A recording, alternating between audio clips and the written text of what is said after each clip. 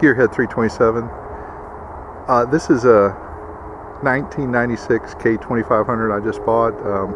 It did not have the engine in the truck. The engine that came with it needs a little more work to it. I just happen to have that right there. That was originally going to be for the Jeep, but I think this is going to work, at least temporary, for this truck right here. I'm going to take you guys along. The truck is in fairly good condition. It just, like I said, it just needs a motor. So, and I think that's a 4L80, and we're going to hook it up. Okay, let's get into it.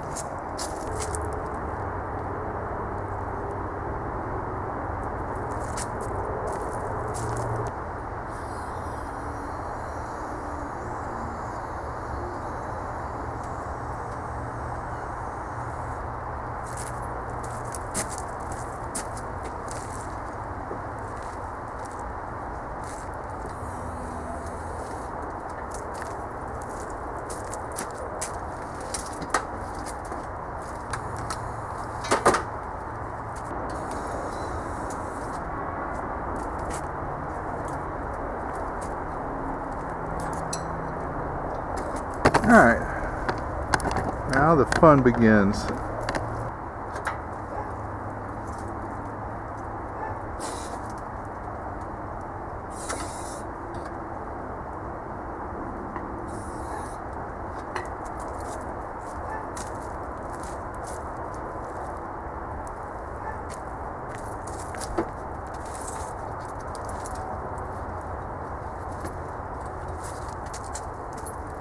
Always hangs up on something.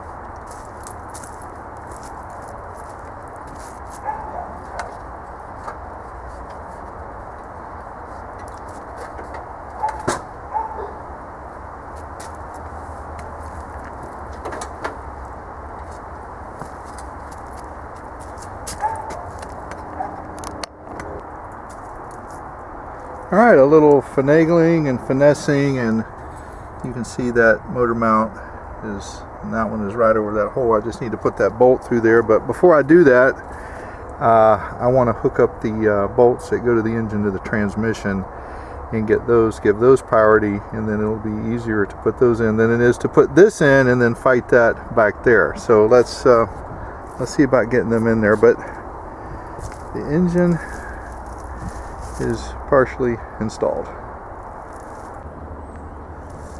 Okay, all that effort to get it in there and get it bolted up, and this happens right here. It's the joys of putting engines in. Okay, you can see that the bolt broke off there in the back. Now, I've never had this happen before, and I've definitely never had this happen where the bolt would just spin out. Usually what you have to do is get a welder.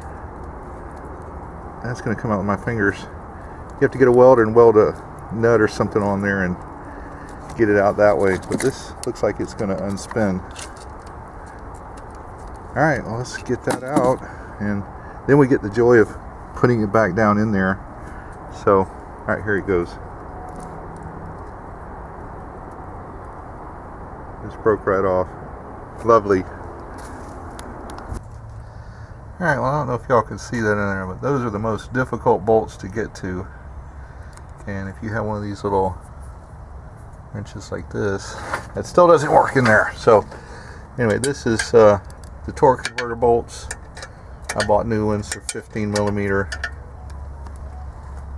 I actually have already tightened these on here, but I hammered them on so they'd be nice and tight. And I was only able to get 3 because of the flex plate does not 100% match to the torque converter on the 4L80E. I'd either have to buy another flex plate or get another torque converter, but I'm not going to be drag racing the truck or turbocharging it, so I think that'll work.